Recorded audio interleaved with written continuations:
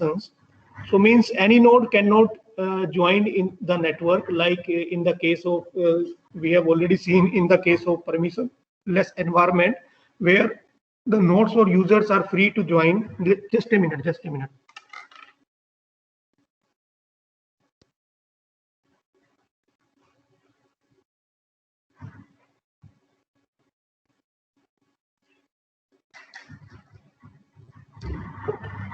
Where the nodes, like in case of permissionless environment, the nodes, any node can join the network at any instant of time, but this is the difference when we are dealing with the closed environment.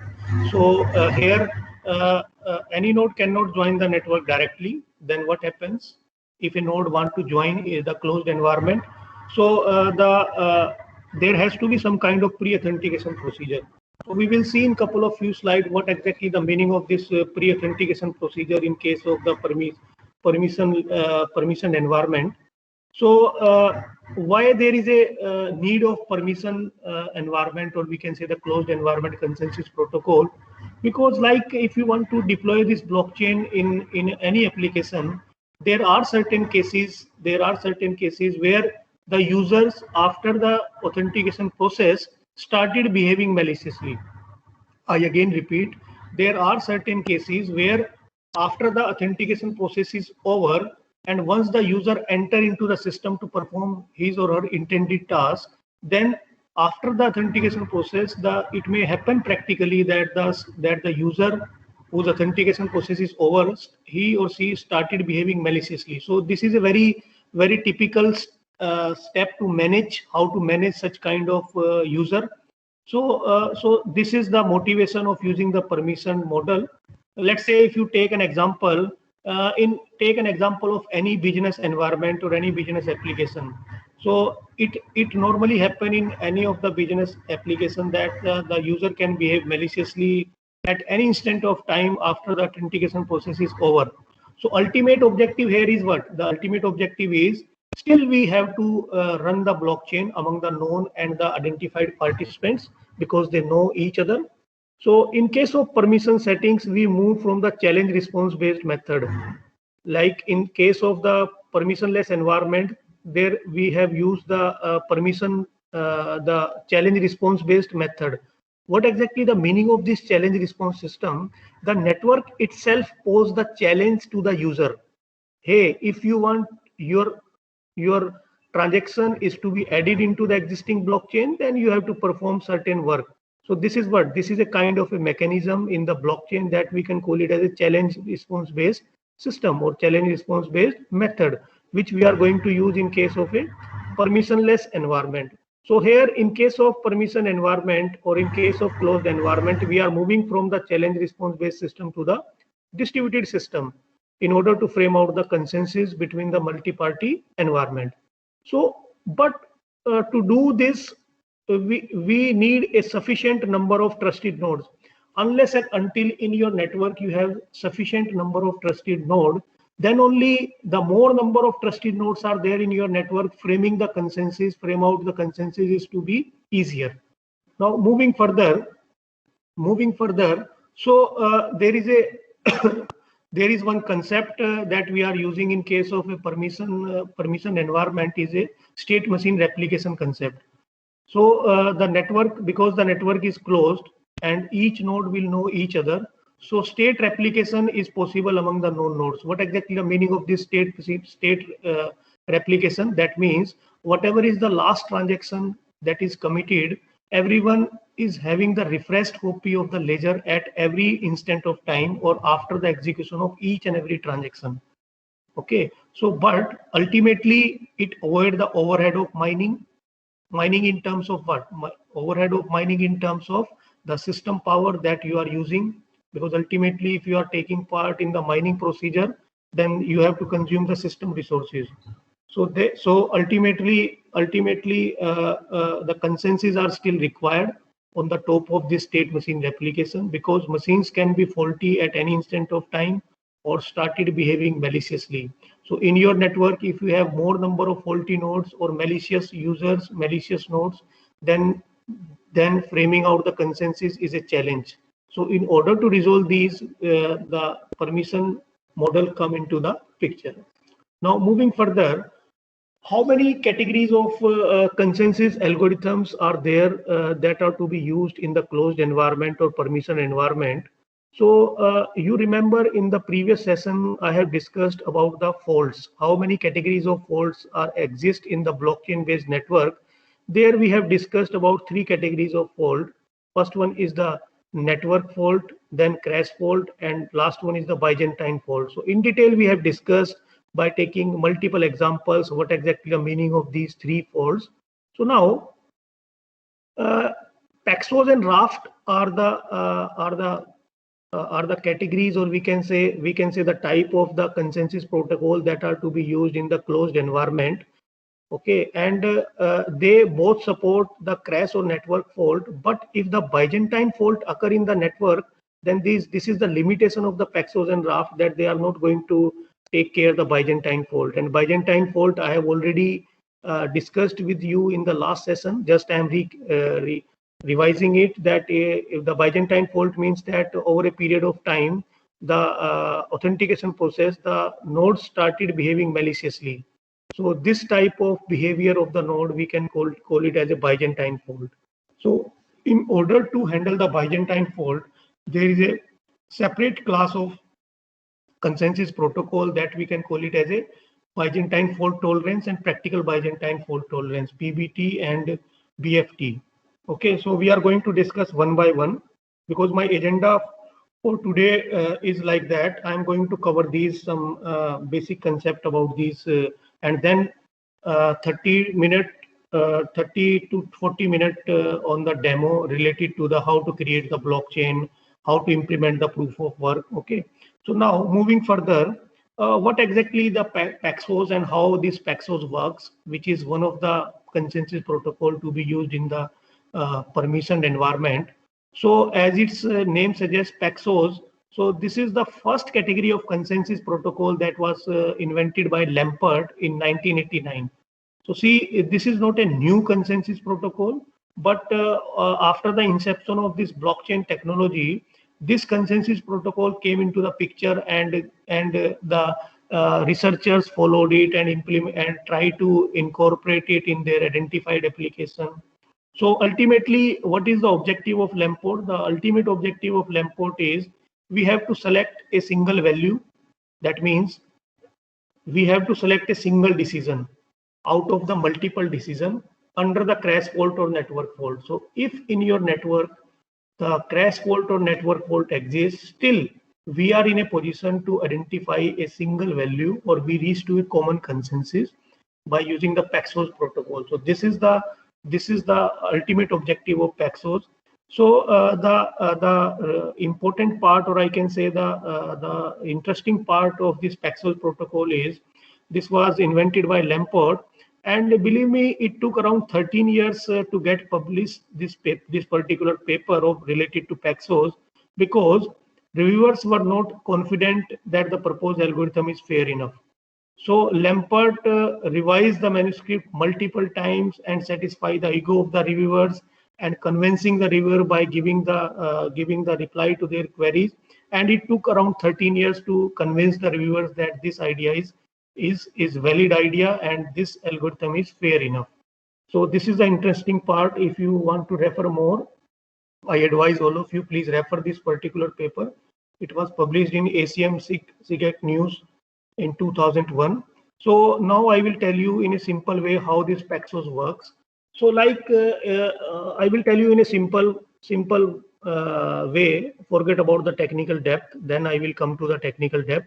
Like in Nirma University, students will have 2 options, or like if I consider the Bharati Vidyapeeth, after the lunch, the student have 2 options, either to go to K Block canteen or to NIM canteen. Okay, like in our Nirma University, we have 2 canteen nearby Institute of Technology. One is the K Block canteen, and second one is the NIM canteen. So now the student can decide either they want to go to the NIM canteen or either they want to go to K Block canteen.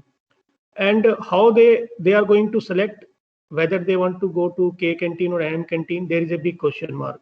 So how, on what basis they need to select whether they want to go to K canteen or NIM canteen? And certainly I will add some constraint to it.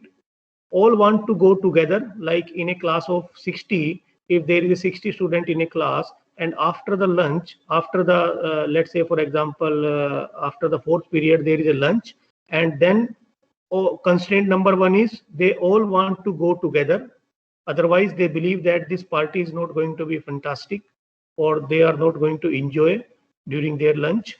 Number one constraint, that means they all want to go together. Number two constraint is there is no leader, no monitor, no group leader, and everyone propose their own viewpoint. Whether viewpoint means what? They want to go to which canteen, NM canteen or K block canteen. So whenever they are proposing certain value, according to their proposing certain value, we have to reach to a common consensus can be framed out. So let's say if I am the, how it works, let's say if I am the member of the team of students, I am among the 60 students. So I just wait for some random amount of time. Let's say, for example, I waited for, let's say 5 minutes. Someone else is going to propose. I waited for 10 minutes. And after this wait amount of time, after 10 minutes, if I see that no one from the group is proposing some value, whether we have to go to K canteen or NM canteen, if I'm not hearing from anybody else in the class, then I'm going to propose my viewpoint to go to K block canteen and see how other students are going to react, whether they are going to accept my viewpoint or whether they are going to deny my viewpoint. Okay, so now moving further, in this way, the information gets propagated in the network or in the entire class of 60 students. Then it helps to make the consensus based on the majority decision. Let's say, for example, 35 students say we want to go to K block canteen and 25 students say we go to NM canteen. Then based upon the majority voting principle, the viewpoint is getting more votes are going to be the final. So this is the principle used by the Paxos. But if the majority of the nodes agreed that we want to go to K canteen, then they all go to K canteen. If otherwise, if the majority of the nodes proposes or agreed that we want to go to NM canteen, then they all goes to the NM canteen. So this is the broad idea behind the Paxos algorithm. So now we will see how algorithmically it works and what are its different phases and what are the limitations associated with the Paxos. Now moving further, how many types of nodes are there in the Paxos? So in Paxos, there are three categories of node. The first node is the proposer, second node is the acceptor, and third one is the learner. So what exactly the meaning of this proposer? Let me just open the pointer so that thing becomes easy for you. So now the first one is the proposer, first category of node. Proposer means what? Proposer means the person who is going to propose some value, and that value is to be selected whether to go to NM canteen or K canteen. Let's say I hear, let's say for 10 minutes, and after that I am going to propose. So that particular person is known as the proposer. So this is the first category of node in the Paxos. Second category of node is the acceptor. Acceptor means what? Once the proposer propose some value, then they form the consensus and accept the value. Hey, I am reviewing a proposal to go to NM canteen. Let's say, for example, I am considering this acceptor, and this acceptor is going to review the proposal received from the proposer number one. Okay, this particular arrow. But in between the time, he is going to review the proposal received from the proposer number one. In between that, the acceptor number one has received another proposer from the proposer number two. Okay, then which one is going to be selected? So that means here is a kind of a contradiction. So here the Paxos says that whatever proposer you are going to review is the final proposer. Okay, so straightforward reject the first one. So this shows the dicey nature of the acceptor. Okay, here is a big question mark. This is a kind of a research problem for the students that that when the acceptor itself is faulty, then how this Paxos is going to handle this particular situation. So we will see in next few slides, 1 to 2 slides, by taking some case studies, that how the Paxos is going to handle this particular situation. Third category of node is the learner. So learner means what? The learner, that means silently, I am not going to propose anything, but I am I am listening what is going on in the network. So so learner means the person who learn which value was chosen by which acceptor, and they will collectively accept the particular value. So everyone, we can say, in the network is the learner who learn what is the majority decision in the network. Now moving further, first step is how the Paxos making a proposal. How the proposal is to be finalized by using the Paxos. Let's say, for example, I am just make it more elaborative. So let's say, for example, this is one of the proposer, and proposer want to propose certain values to the acceptor 1, 2, 3, or I am just taking 1 to up to n. So it contains the proposal of the proposer contains two terms. First one is the proposal number. What exactly the meaning of proposal number?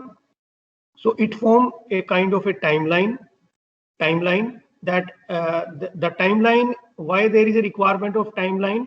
There is a requirement of timeline that I am associated a timeline up to 2 minutes. This proposal is going to be floated in the network.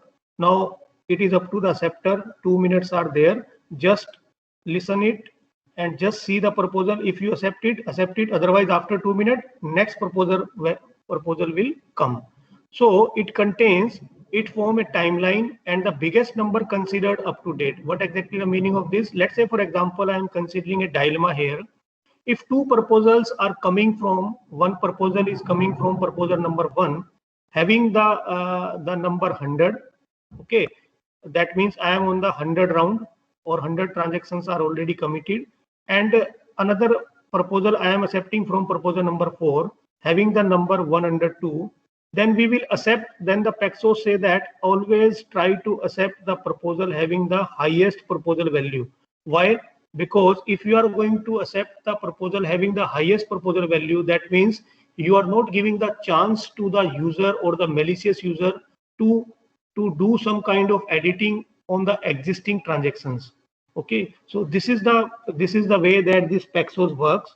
Now, once the proposer is received by the acceptor, then how the acceptor is going to take the decision. This is step number 2 of the Paxos. That once the proposer is accepted from the proposer, then how the acceptor is going to make the decision that whether to accept this proposal or whether to reject this proposal. So each acceptor compare the received proposal number, whatever proposal number he or she has received from the proposer, okay, against with the current value, whatever value they are having, and according to that they have to decide on what basis. If the proposal number that they have received is less than the acceptor I, that means the whatever proposal the acceptor is having, then you just accept it. Otherwise, directly deny it, or you can say directly reject it. So this is the basic principle that the acceptor is going to follow. Now, once the acceptor is making the decision, then it's the duty of the acceptor to prepare a response message, because this response message need to be sent to the proposer. And then why there is a need to send it's a response reply mechanism basically. So now what this response message contains, which the acceptor need to send to the proposer. So it contains the accept, whether the proposal is accepted or declined, number 1. Number 2, it contains on what proposal number this proposal is going to be accepted, that particular number, and what values are to be accepted. That means already accepted value from the other proposer, and this accepted value is informed to the proposer. And this is the ultimate message, and that message in the Paxos we can call it as a prepare response, that is sent to the proposer from the acceptor side. Now, once the proposer received the message, pre-prepared message from all the acceptors, then how the proposers is going to take the decision. So the proposer receive a response from the majority of the acceptors. It happens practically that out of the 60 students, maybe 5 students, they have not in a position to cast their vote, or they have to take the decision. So proposer receive a response from the majority of the acceptors before proceeding further or before taking the final decision. So whenever the majority of the acceptors, they are sending some accepted values, if they have accepted your value, then that particular value you have shared is coming to be a common consensus.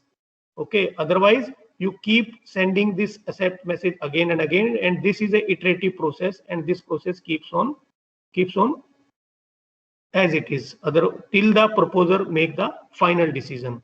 So after that, the final stage is the proposer, who is going to be elected as the leader, is going to send again the final decision to all the acceptors, and that particular message contains the proposal number, up to which proposal number this proposal is going to be accepted, and the final value. That means a single value proposed by the proposer.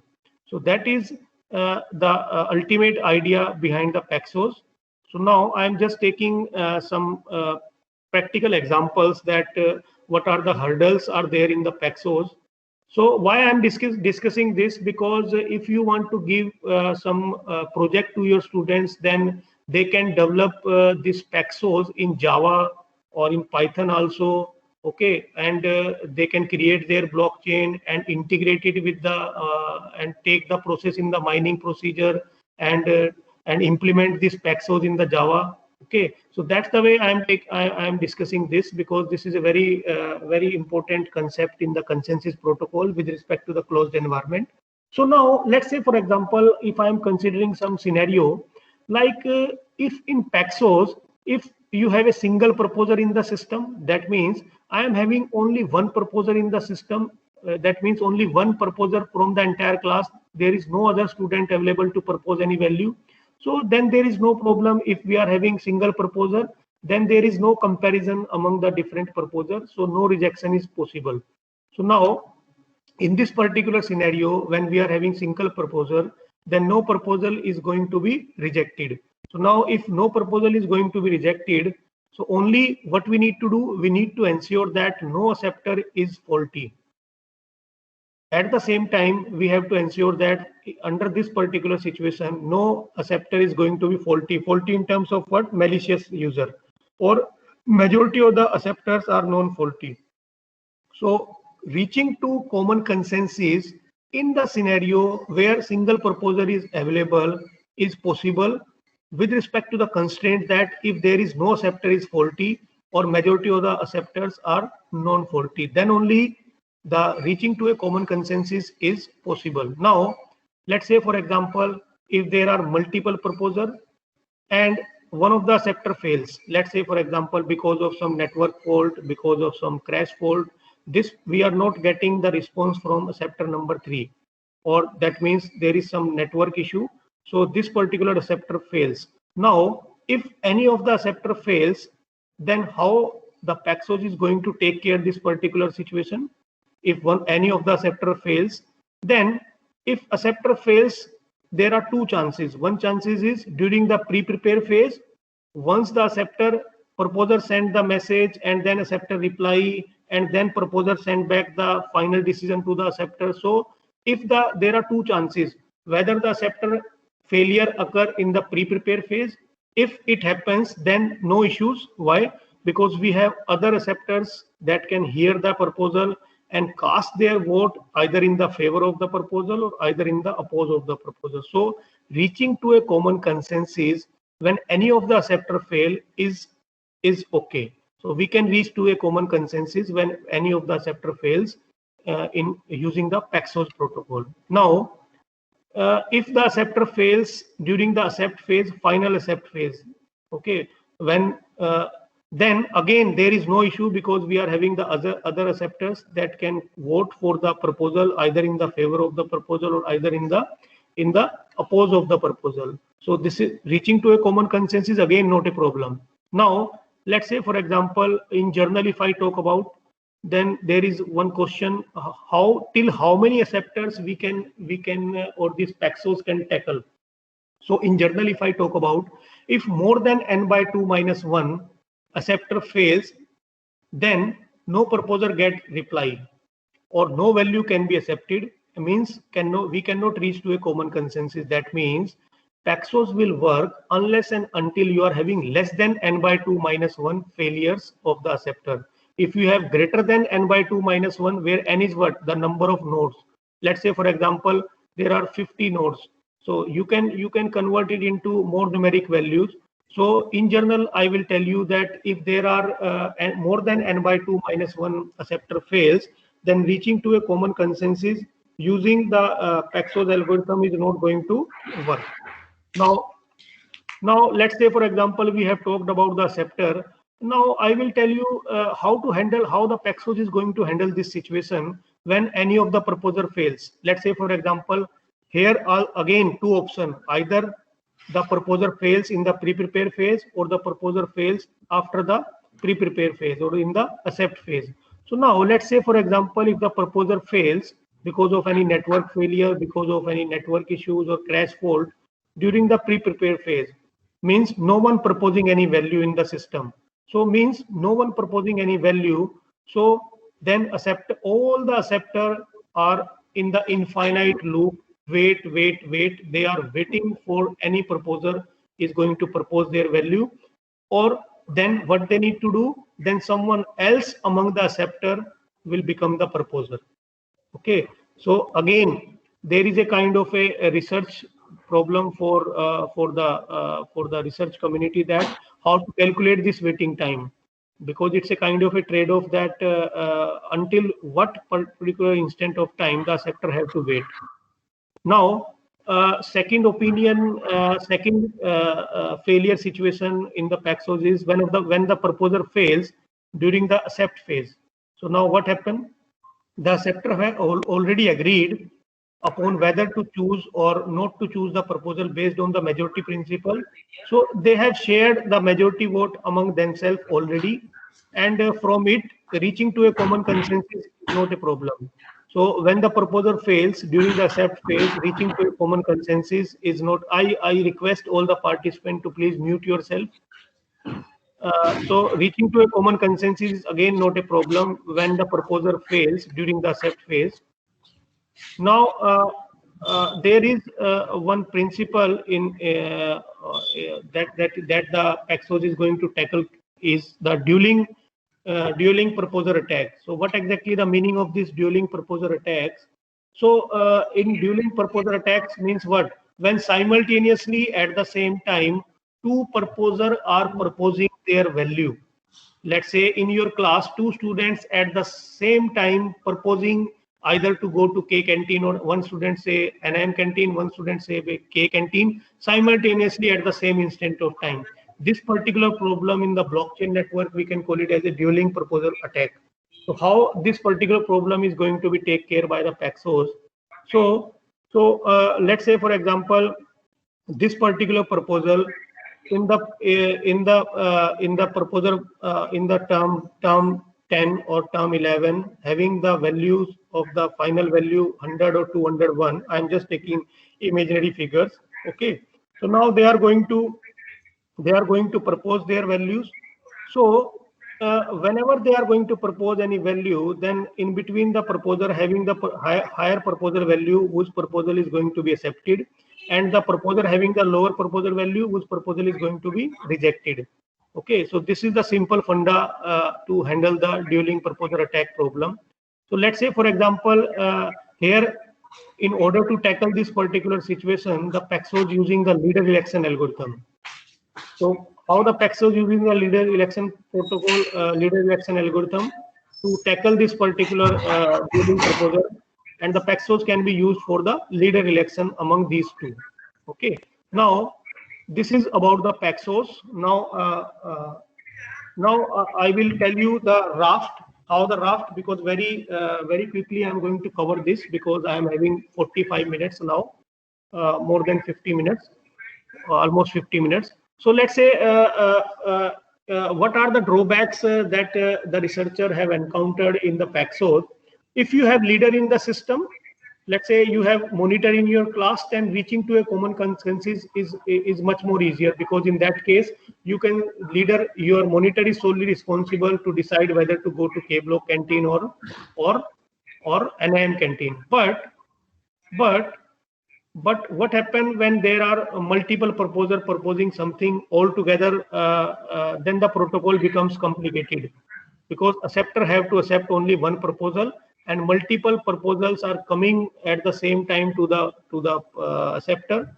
So the proposal having the highest value proposal number is going to be the final one. So that means this is a question that how to break the tie in the Paxos.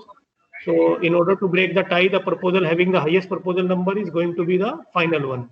So now in Paxos, you did not have any kind of leader, but Raft, one leader is there who will take the decision based on certain mechanisms. So that means the Paxos is solely responsible or take care the leader election. But initially in the Raft, we are having the leader, and if in your network, in your application, you are having the leader, then your things becomes much more easier. Okay, we will see how the things becomes much more easier. So this Raft protocol, because Paxos is a very complicated in theory, but very simple in the concept. In concept, Paxos is very simple. When we are implementing it, then it is more complicated. So there is an alternative to the Paxos that was designed by Zone in 2014. And I'm happy to share that companies like MongoDB, Hashi Corporation, etc., they are using the Raft, because ultimately simultaneously at the same time you have to give the rights to the multiple user to share, to use the resources of an application. So how to handle this particular conflict when multiple users simultaneously are trying to use the application? So many companies are using this Raft protocol in order to resolve the conflict among the users. So the basic idea here is, what is the ultimate basic idea of Raft? The basic idea of Raft is, here the node collectively select a leader. No leader in the Paxos earlier, but here the node collectively select a leader and other becomes the followers. So ultimately when you have the leader, then the thing becomes easy. So leader is responsible for the state machine replication across the followers. So leader is entirely responsible to which transaction is going to be added into the network or not. Okay, now moving further, how it works. So Raft, in Raft, when the system start up, then it has followers. That means it is simply like that you are having, just a minute. Just a minute.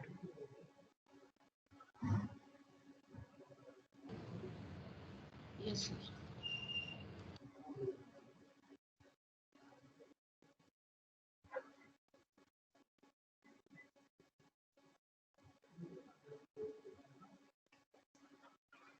Sorry for the interruption. Basically what happened in case of Raft, when the system start up, then it has followers. Basically all the nodes, all the users are the followers who look for the leader. So if no leader is there, then the system itself start the leader election mechanism. Okay, so it is just like that. You have multiple candidate contesting for a single position. Okay, so now ultimately what happened? So ultimately they are committing for the multiple values and dealing with the replicas failing. And ultimately what happens that when the process start, then all are followers. Then among among the followers, any one of the candidate is filing the candidature, and then among that anyone is going to be elected as a leader, and then this is going to be reflected to all the followers that the person, gentleman X, is going to be elected as a final leader of this particular network for round number 1. Similarly, for round number 2, this leader election protocol is going to be again work, and then again new leader is going to be elected based upon the majority voting principle. Why? In order to break the monopoly. Because ultimately if anyone is going to be elected as a leader, then it is going to be a kind of a monopoly. Okay, then a specific group is capturing the entire network. This never happened in case of the blockchain. Now how the Raft works. So now in the first part of Raft, how the leader is going to be elected. Let's say, for example, how it works. let's say some leader candidate is requesting, like in case of Paxos, we are having some kind of students, they are proposer, and then we are having some class of the acceptors. Similarly, here we are having the leader candidate. So leader candidate float a message to all the nodes, and this request contains the term and the index. So what exactly the meaning of this term and index? So term means this parameter decide in which round you are in. You are in the round number 1 or round number 2. So after seeing this term value, anyone can see that this election is going on for round number 7. Okay. So earlier, let's say, what exactly the meaning of this index? Index means how many transactions are already committed. So that means committed transactions. How many transactions are already committed? So term means what? Term means you are in which round. Index means how many transactions are already committed. So now this particular message is broadcasted to the node. Then how the node is going to take care of this particular message? Because node is what? Node is the follower node basically. So node has to decide whether to accept this or whether to deny it. So now once the node receives the request message from the probable candidate of the leader election, then their task is to elect the leaders. Then on what basis the leader is going to be elected? So each node here compare the received term from the probable candidate with the index, and the index with the corresponding current value they are having. If the candidate send the proposal, I am just taking an example. If the candidate sending a proposal having the proposal number P20I, what is the meaning of this P20? We are on the 20 round, and we are having the generalized term I am making here as a, because we are using here what? The index value of how many transactions are committed. So now the new term we are looking for what? The next round is the round number 21. Okay, so they are comparing, and based upon this comparison, we have to decide that whether to accept it or whether to deny it. So transactions they are already committed, then you have to decline that particular transaction. That means you have to, if let's say for example you are already, we are on round number 20 and up to 100 transactions are already committed, and you are making a proposal for transaction number 52. So that means you are making the proposal for earlier committed transaction. That means your intention is not right. So that means we have to decline that particular transaction. So this is the basic principle of the raft. Also otherwise if the things are okay, then you have to vote in the favor of the candidate. So ultimately the raft is going to work on the basis of majority voting principle.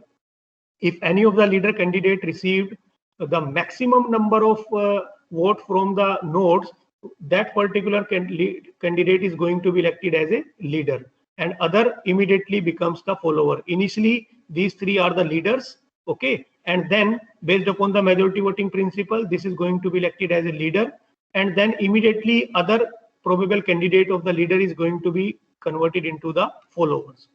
Now let's say for example how the multiple leader candidate problem is going to be handled in the raft.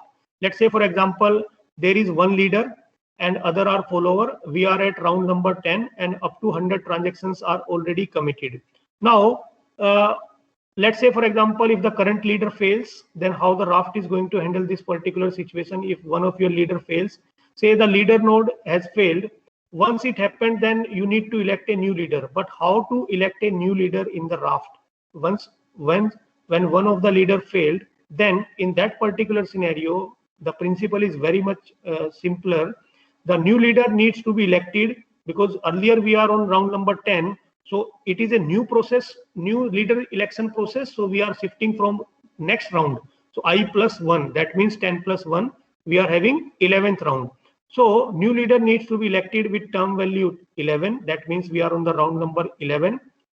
Okay, but there may be chances that the old leader get recovered, because let's say for example we are not, this particular leader failed because of some network connectivity, because of some crash fault, and might be possible practically in real-time applications that after 10 minutes we are getting some messages from this particular leader.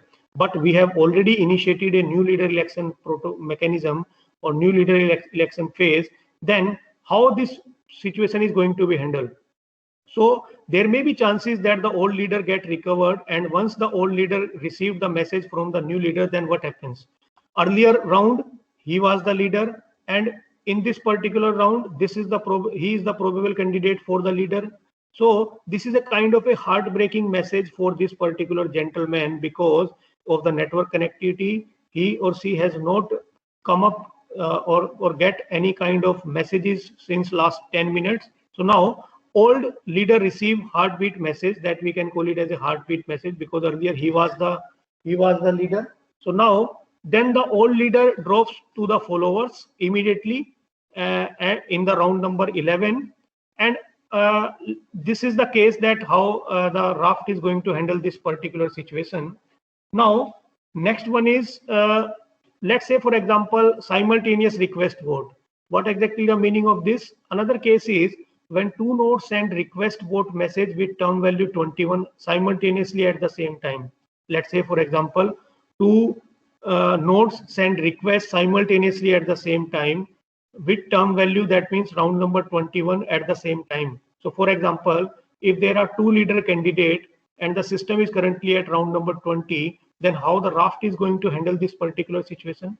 When there are two simultaneous user are the probable candidate for the to become the leader, then how the raft is going to handle this particular situation? So now in this particular case, one of them gets the majority voting, and whosoever is getting the majority of the voting is immediately converted into the leader candidate, and the second one is immediately converted into the followers. So winner send the heartbeat message to the other followers. So this is the way how the raft is going to handle this particular situation. Now I'm just how will you committing entry log? So I'm just keeping some of the portion because time is very less.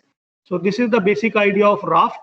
So now how the raft is going to handle the failure. Let's say in Paxos and raft are good for the handling the crash or network fault. I have already told you. It may happen that the follower may crash sometime. So up to n by 2 minus 1 nodes doesn't affect the reaching to a common consensus. We can reach to the common consensus by using the majority of the voting. But if there is greater than n by 2 minus 1 failures are there, then reaching to a common consensus by using the Paxos and raft is not going to help us. Okay. Now, how to handle the failure in the raft? I'm just keeping this particular portion. So now the next category of fault is what are the limitations of raft? So raft is strictly a leader election protocol. So too much traffic can choke the system. Some variant of Paxos algorithm exists that address this bottleneck. So if you want to apply this raft in some real-time application, then it is not going to solve your purpose because in the real-time application we have the Byzantine failure. So for real-time practical applicability of raft is very, very less because of this reason. Or if you want to refer more, then I advise you refer more variant of Paxos, multi-Paxos, cheap Paxos, fast Paxos, generalized Paxos. Okay, so these are the different variants of Paxos. So you can alone give one of the dissertation topic to any of the student related to the Paxos. Implementation of Paxos, analysis of Paxos, or complexity analysis of Paxos. Now, the next one is the, it may happen that so now the next part of my presentation is the consensus protocol, next category of consensus protocol for the permission environment. Okay, I will very quickly cover this. PBFT, I'm just skipping this particular portion because time is less, because I want to cover the hands-on. I will hand over this particular slide to your concerned organizer, and they will hand over it to you. Because my approach is entirely different. I am not touching the surface. I am covering the content in more technical depth, so that whatever I am going to cover is understanding to all of you. So next part of is the blockchain. How many types of tools and frameworks are there? So this particular presentation in this section, you must be familiar about what are the different categories of tools and methods are available that are to be used to deploy blockchain, how to create the blockchain. So this is the taxonomy that we have prepared in our lab that related to the what are the different kinds of tools and frameworks are there that are to be used in the blockchain environment. So what are the different languages that are to be used to frame out the smart contract? So Solidity, Serpent, Lisp, Muton, and Viper. If you are familiar with Python, then Viper is a good choice for you. But as far as the research community is going to concern, across the globe, more number of researchers are using this Solidity language. Okay, so to write the smart contract, and very few are using Serpent, Lisp, and Muton. So my advice to you is always try to go for the Solidity. Okay, but if you love Python, then you can also go for the Viper also. So how many types of frameworks are there? Truffle framework is there, which is to be used to deploy the smart contract and to write the smart contract. What are the different types of integrated development environment? Remix is one of the environment where Remix is going to provide you the facility to you where you can write your smart contract, number one. You can compile your smart contract, number two. Number three, you can test your smart contract. You can debug your smart contract, or even you can make the complexity analysis of your smart contract. So it's a kind of a virtual environment. So initially, I suggest please, it's a kind of a ID. There is no requirement to download it directly. It is going to work. Okay. Now some of the students compiler Solek is the compiler for the Solidity, and some students are using the APIs and tools Web3, MetaMask, Ganas, and Test RPC also. I will cover in a very brief that compiler. So integrated development environment that I have already told you. So this is the interface of the Remix, where this is the basically the smart contract written in the Solidity language. Okay, and this is the window that appear when you are opening the Remix in IDE. And this is a kind of environment you are working in the JavaScript, so it provides the flexibility for other also. And how many gas, because whatever you are going to because we are consuming the virtual resources in terms of gas, in terms of other resources. So here I am using the gas. So you need to have a kind of a what price you are fixing for this deploying this smart contract. And this is the debugger of the Remix. Okay, so you can see it here that entire transactions are not knowing by the name. The transactions are known by the hash values. Okay, and ultimately on the left hand side of the Remix, when you are going to compile it, the source code is shown, and automatically the output is also available. That will give you a kind of a flavor that what kind of difficulties in terms of the test execution you are going to face for the smart contract that you have created. So some students are using the Ganas also. Some researchers are using Ganas also. Ganas is a kind of a personal test blockchain for creating their blockchain, and it uses a user-friendly. It is a GUI-based interface basically, and it is fully working for the Byzantine personal blockchain, which is used to provide a local testing. If you want to perform the local testing, then I advise you, then you definitely go for the Ganache. Now, this is the interface of the Ganas, where you can see it very carefully. See my cursor. So this address, this is the hash value associated with the user, and this is the amount that particular user is having, Ether basically. Okay, so Ether and gas, they are many other varieties are there, but normally the researchers are using Ether and gas. So what kind of transactions are going to perform? It is the users are not known by their names; they are known by their hash address, because blockchain, the primary feature of blockchain is it maintains the privacy of the users. Now, some researchers are using MetaMask API. So MetaMask API is doing what? It allow interaction with Ethereum blockchain via Firefox and Chrome browser. So there is a compatibility issues also. If you want to perform the same in the Apple, then might be possible. There are some difficulties. There are some patches are not available. So I advise you that you go for the Linux environment. or Linux environment is going to support you. So this MetaMask is going to allow when you are going to implement the decentralized app, which are going to interact directly with the blockchain. So this is a kind of API that will allow the decentralized application that you are going to create and directly interfacing it with the existing blockchain. So this is the interface of the MetaMask. Okay, so like in the MetaMask, you are having this is what this is a kind of a timestamp is there, date is there, on this particular date, this particular user has performed this particular transaction. So complete history is available. So I advise explore it. Next is the Truffle. Truffle is a kind of a development environment that makes it easy and simpler to make the smart contract. So before the installation, you need to have a node npm package, because without npm package it is not going to work. Now it is used for the contract development and deployment, but I advise all of you, because in broadly speaking there are 4 stages of a smart contract. First one is writing the smart contract, then testing the smart contract, then verification, and then their deployment. So Remix is going to provide you the flexibility where you can perform these 4 activities. Otherwise, what you need to do, you need to test your deployed smart contract by using separate testing tools for the verification purpose. So in that way, you need different categories of tool all together in order to perform the intended functionality for your selected application. Now, this is about the tools. Now these are some of our findings from our research group, from our students related to the blockchain. We have a couple of good papers published in Transactions and journals related to the blockchain. So I'm not going into the detail of it. So I'm just stopping here and going to the implementation part, hands-on session. Just a minute.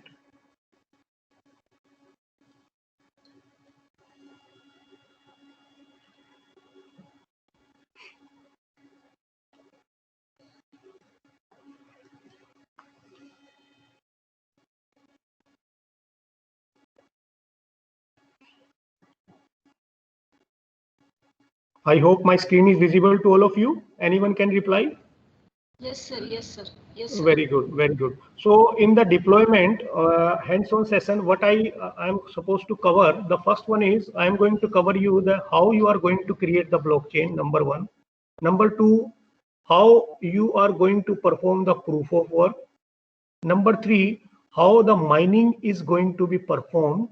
Number 4, how the hash validation is going to be performed. These 4 things I am going to cover, and if the time permit, I am going to cover the open the interface of the Remix also, and opening some of our published paper smart contract, and then opening it, and then show you the how they are going to work. Now let me first clarify you some more fundamentals that if you want to create your own blockchain, then for that, what are the prerequisites? I suppose my screen is visible. Let me just make some font size bigger. So what are the prerequisites? So in your system, you must have the Visual Studio Code. Okay, you must have the Node.js. So these 2 are the prerequisite if you want to create the blockchain. But believe me, this is one of the way of creating the blockchain. There are multiple ways available to create the blockchain. Okay, so this could be one of the way of creating the blockchain. So prerequisites are, you must have Visual Studio in your system. You must have Node.js in your system. So after installing Visual Studio Code and Node.js, create a folder at your desired location in your workstation. Like I have created one folder in my environment here. So this is the interface. Okay, after that, what you need to do, open the Visual Studio and click on the file. Okay, and then from that you have to select that particular folder and add that particular folder to your workstation that you are supposed to perform some intended task, whatever you want to perform, and select that particular folder that you have created in step number 1 and add that particular folder into your Visual Studio Code, VS Code. Okay, now after that, what you need to do, you see, then your folder will be available in the Explorer part of the VS. This is the Explorer part of the VS. Okay, So now after that, as I have already created, so these things will come directly here. Okay, otherwise you need to create these steps, you need to repeat these steps. After that, you need to check whether your installation of the Visual Studio is perfect or Node.js is perfectly working or not. So for that, what you need to do, you need to run a JS file for printing a simple hello world. So for that, what you need to do, you need to just open that particular folder and that you have created and click on the new file. From here, you can have the flexibility to come with the new file, and then you have to write first.js. This is the by default name that you have given, and then copy that particular code, variable message hello world console.log message. So then you have to open the terminal. So this is the terminal. You just open that particular terminal and write node and the name of that particular file. If you have save it with the name of first, then you have to write first.js. If you have saved it with 1 dot or 3 dot or by your name.js, then you have to type this particular. Okay, then you have to see that this hello world will appear in your terminal. Then only you can say that your installation is perfect. Okay, now this is the installation part. Okay, now after that, I will tell you that this is the code. Let me just open first the code, closing this particular code. So this is the code. In order to save the time, this is the code that we have written in the Solidity for creating a blockchain. This is Node.js basically. Okay, so now this is a class. We have defined a class with the name of block. We have used the constructor which contains the, see, whatever terminologies I have already explained to you, index, timestamp, data, previous hash, all things will come here. That's the way we have devoted some time in order to explain in technical depth what is the meaning of this. And sometimes I believe that it is a kind of a theoretical stuff, but it is more important, because unless and until you know what is the technical depth in creating a blockchain and what is the meaning of each and every term, then only you are going to implement it very successfully. Okay, now let me just, this is the code for creating a blockchain. So now let me just if I want to run it, then what I need to write, I need to write node. Okay, then what is the name of this particular file? Name of this particular file is create bc.js. If just I enter it, then this blockchain is created. I'm just making this more flexible for you. So this is a kind of a chain. This blockchain you have created. The first index value is 0. It is a kind of a what? It is a kind of a genesis. Then the timestamp is what? You have created it 1st January 2020. This is a kind of a error basically in the system. Then data is, this is a genesis block. So remember, I have already told you what is the meaning of genesis block. Genesis block is the first block. When the first block added to the blockchain is called as the genesis block. And previous hash, because it is the first block, so previous hash value is 0. Now this is the hash value of the block with containing the index 0. Now see it very carefully. Next one is index 1, timestamp. Now balance, how much balance is 100 balance. This is the balance in this particular block. Now previous hash, see this particular hash, if you need to compare it, exactly same pointing to the genesis block. So this is the way that this is correlated with the linked list. Now this is the hash, and similarly these, whatever you want to create, how many blocks you want to create, this is up to you. You have to create. Okay, so this is the way you have to create the blockchain. Okay, now moving further, let's say for example, I am just closing it. I want to implement the proof of work. So before implementing the proof of work, because I remember I have already told you the proof of work is using SHA 256. Okay, cryptographic operations. So in your package, you need to install the package related to the crypto.js, which support the SHA 256. If you are not going to install it, then it is not going to execute it properly, because in order to execute it, it requires the SHA 256 basic cryptographic operations. So the command for this is npm install save crypto.js. So ultimately it is going to save it in your folder. Once you complete it, then you restart your Visual Studio once, and after performing the above task, you are going to perform the proof of work. Let's say, for example, in case of proof of work, we have created the blockchain.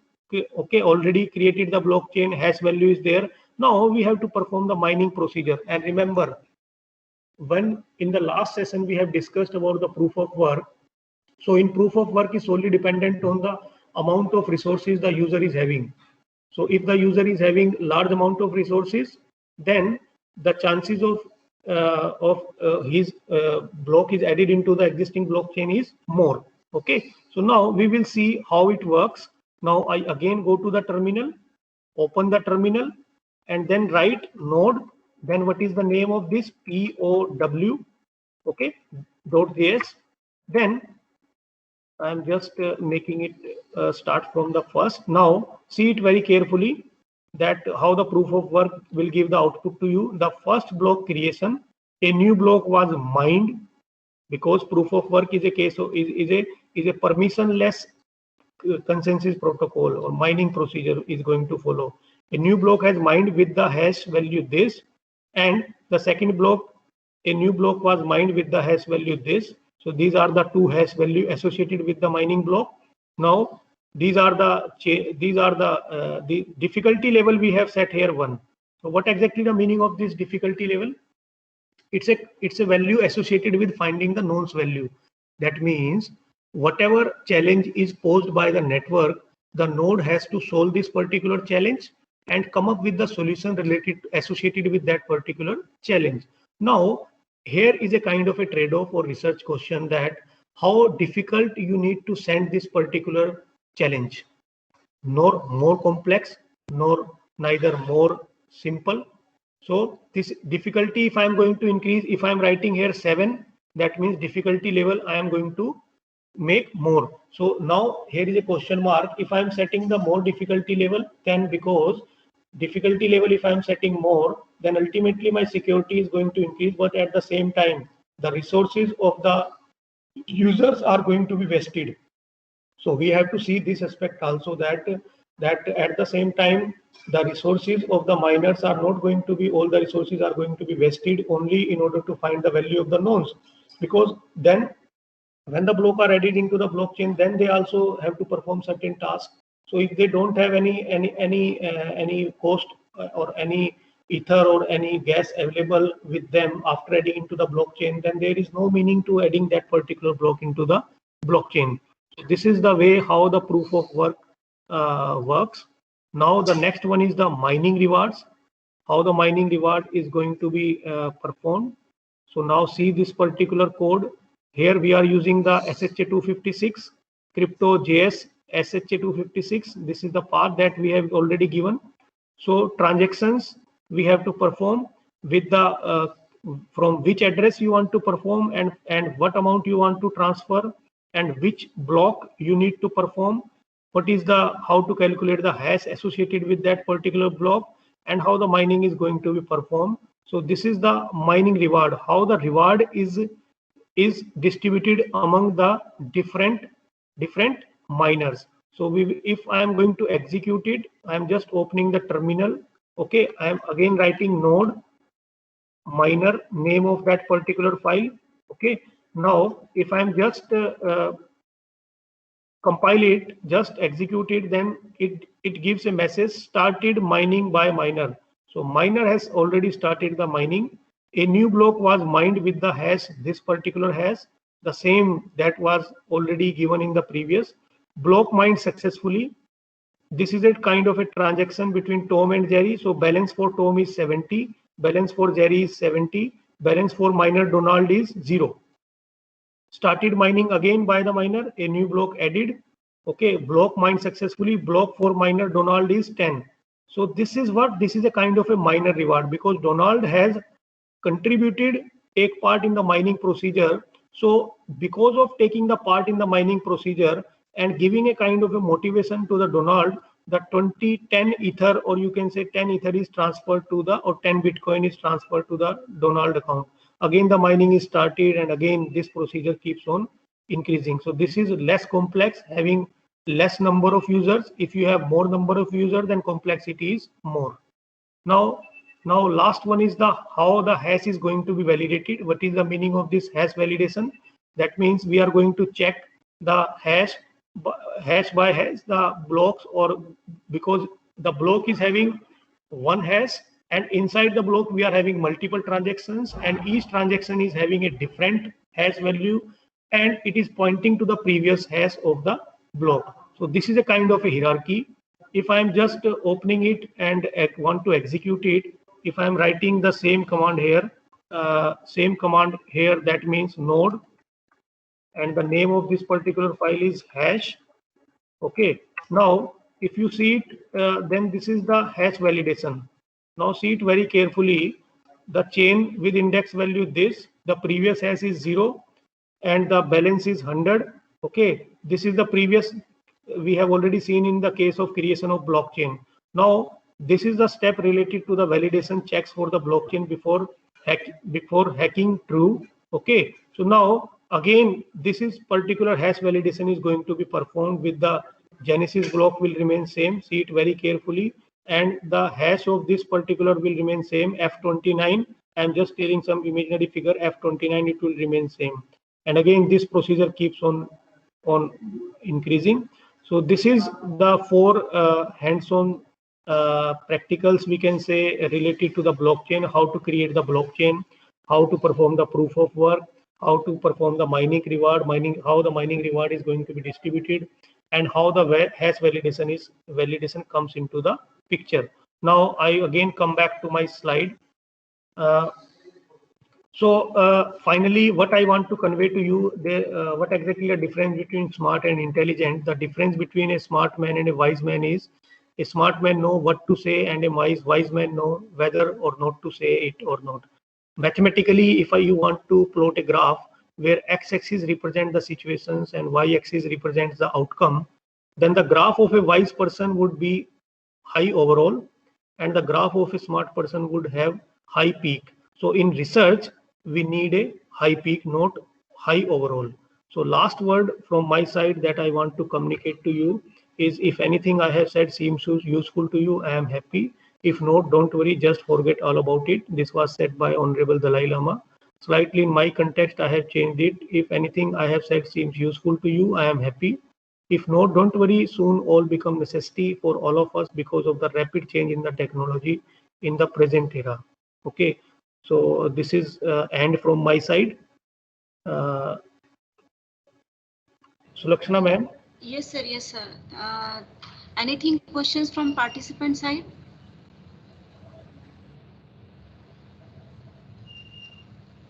Yes. Any questions?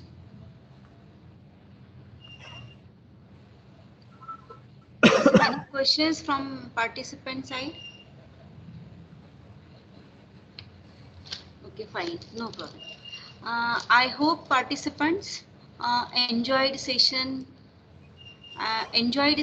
of Dr. Sudeep Tanwar Sarji, and I hope our concept is clear. That's why there is a no question from participant side. Thank you very much, sir, for your informative session, and thank you very much, sir, for your showing the implementations of blockchains to our participants. Thank you, sir. Thank you, ma'am. Thank you, ma'am. Thank you.